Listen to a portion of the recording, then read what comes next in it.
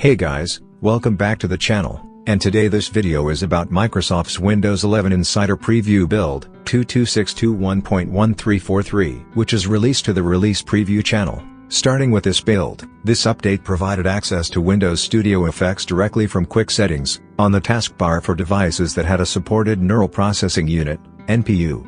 This made it quick and easy to turn on and configure camera effects. Those effects included background blur, eye contact, automatic framing, and audio effects, voice focus. You can still access these effects in the settings pages. This update made it easier to get help if you were having PC issues. It added a link to the Quick Assist app at the bottom of Settings, System, Troubleshooters.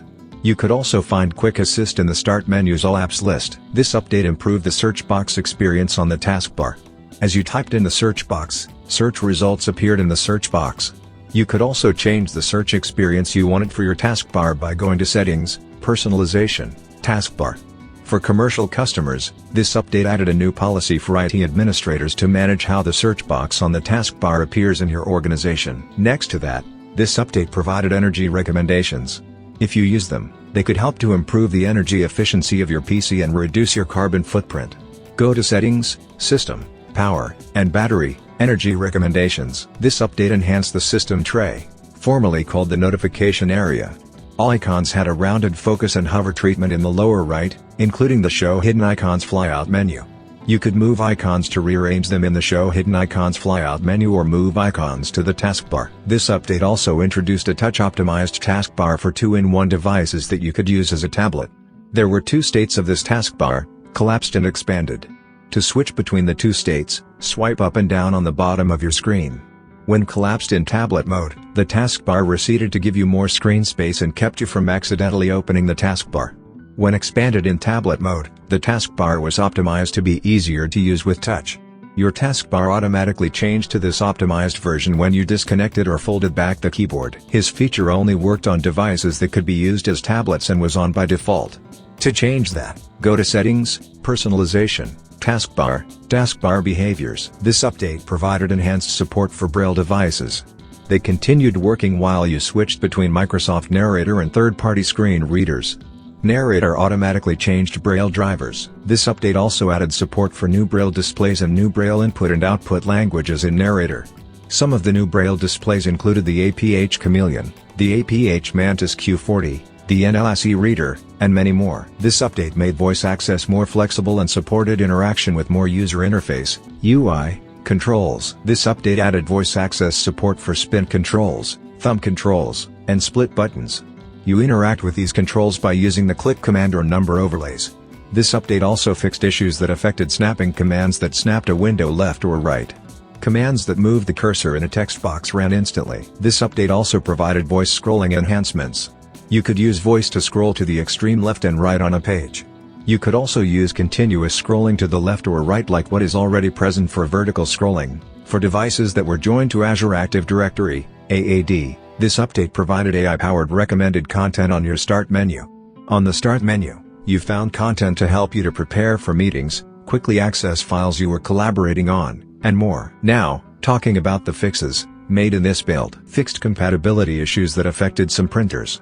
Those printers used Windows Graphical Device Interface, GDI, printer drivers. Those drivers did not completely adhere to GDI specifications. Fixed an issue that affected copying from a network to a local drive. Copying was slower than expected for some users. Provided support for the United Mexican States Daylight Saving Time change order for 2023. Fixed a date information issue. It affected the format of dates sent between Windows and some versions of the Heimdall-Kerberos library. Fixed an issue that affected provisioning packages. They failed to apply in certain circumstances when elevation was required. Fixed an issue that affected which folders appeared in the Browse for Folder Picker.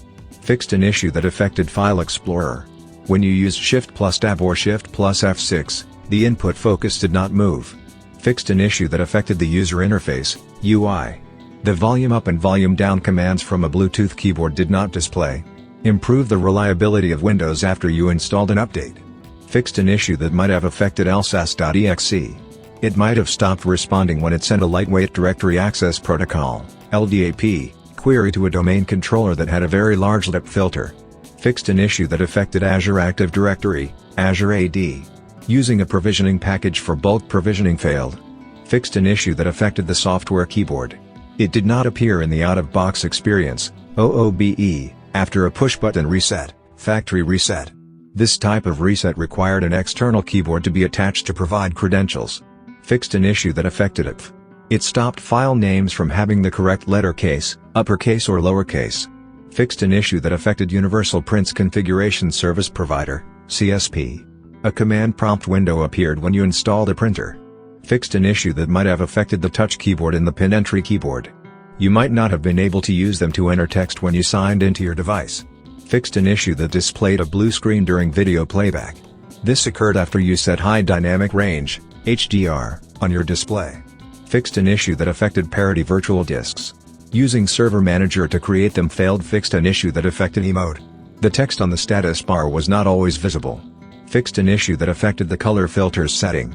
When you selected inverted, the system set it to grayscale instead. So, that was all from Microsoft for this build.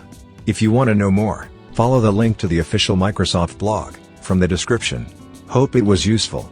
Consider like for the video, subscribe to the channel, and if you have any questions, just comment down below. Thanks for watching, and have a great day ahead.